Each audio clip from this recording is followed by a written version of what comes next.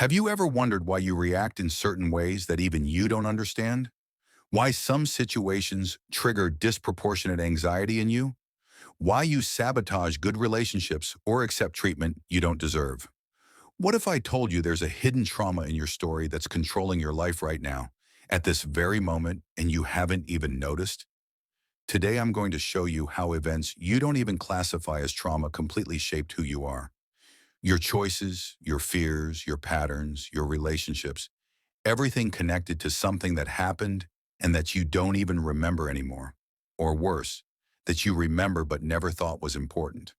This is going to change the way you see yourself. When we think about trauma, our mind automatically goes to extreme events. Serious accidents, abuse, devastating losses. And yes, those are traumas. But there is a category of trauma that psychology calls lowercase t trauma. These are seemingly small events that happened during your formative years and left deep marks on your nervous system. It could have been that time you were humiliated in front of the entire class and everyone laughed. It could have been the rejection from a father who never showed affection. It could have been growing up hearing that you weren't good enough, that you were stupid, that you were ugly, that you were a mistake. It could have been the absence, the silence, the emotional neglect from those who should have protected you. These events seem small when you look from the outside, but to a child in development, they are earthquakes. And the problem is that the child doesn't have the tools to process, so they do the only thing they can. They adapt. They create survival mechanisms. They shape their entire personality around that wound so they never feel that pain again. And that's where the problem begins. Because those mechanisms that saved you when you were a child are the same ones destroying you now that you're an adult. Let me give you practical examples. If you grew up in an environment where expressing emotions was punished or ignored, you learned to disconnect from your feelings. That saved you in childhood. But today you're an adult who can't emotionally connect with anyone, who seems cold, who doesn't know what they feel, who sabotages relationships because intimacy terrifies you. If you grew up needing to be perfect to receive love, you became a chronic perfectionist. That made you successful in some areas. But today you live with paralyzing anxiety, a constant fear of failure, an inability to feel good enough no matter what you achieve.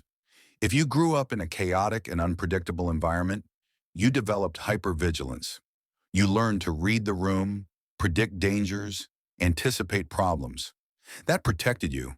But today you live exhausted, always expecting the worst to happen, unable to relax, unable to trust. See the pattern?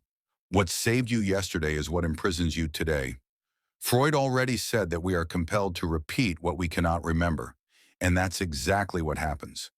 We repeat traumatic patterns in an infinite loop, attracting the same situations, the same types of people, the same painful outcomes. And we don't understand why. The answer is in the past. In a past you might not even consider relevant.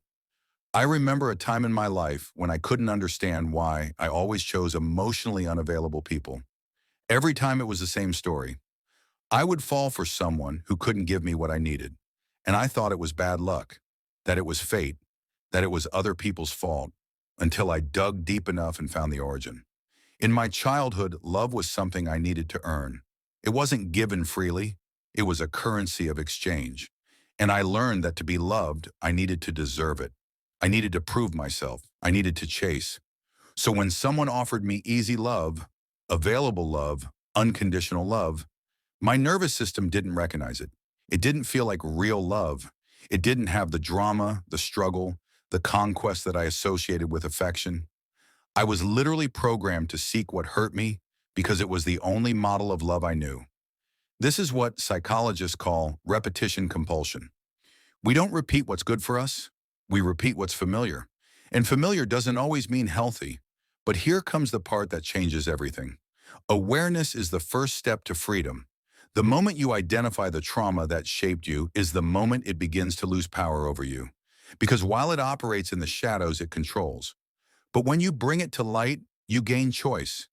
Peter Levine, one of the world's leading trauma experts, explains that trauma isn't in the event itself, but in the nervous system. The event has passed, but your body is still responding as if it's happening now. That's why you react in ways that seem disproportionate.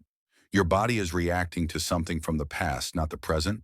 And the good news is that the nervous system can be reprogrammed. It's not easy, it's not quick, but it's possible. The first step is to stop minimizing your story. That voice in your head that says it wasn't that bad, that other people went through worse things, that you're exaggerating. That voice is part of the defense mechanism. It protects you from feeling the pain, but it also prevents you from healing. Your pain is valid. It doesn't matter how it compares to other people's pain. If it affected you, it affected you, and it deserves attention. The second step is to observe your patterns with curiosity, not judgment. When you catch yourself reacting intensely to something seemingly small, instead of criticizing yourself, ask, where does this come from? What does this situation remind me of?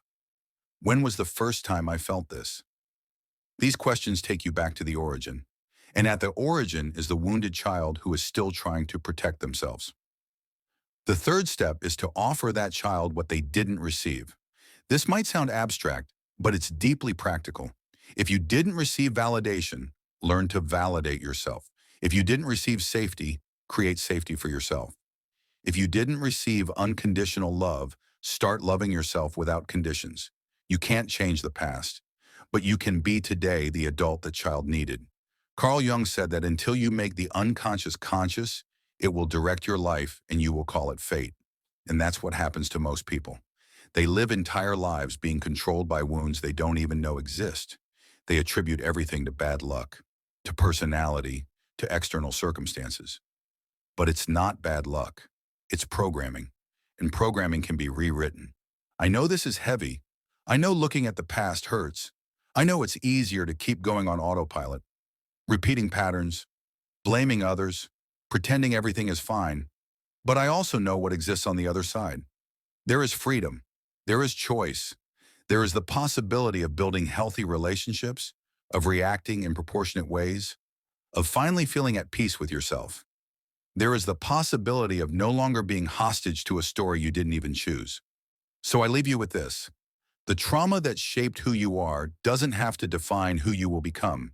It's part of your story, yes, but it's not the whole story. You are more than your wounds. You are more than your defense mechanisms. You are more than the adaptations you made to survive. You are someone capable of looking at all of this, understanding it, processing it, and choosing differently. And that choice, that awareness, is what separates those who repeat the past from those who build a new future. If this video made you see something you didn't see before, leave your like. Share it with someone you know needs to hear this. Sometimes healing begins with a simple moment of awareness. And tell me in the comments, what pattern in your life can you now connect to something from your past? See you in the next video.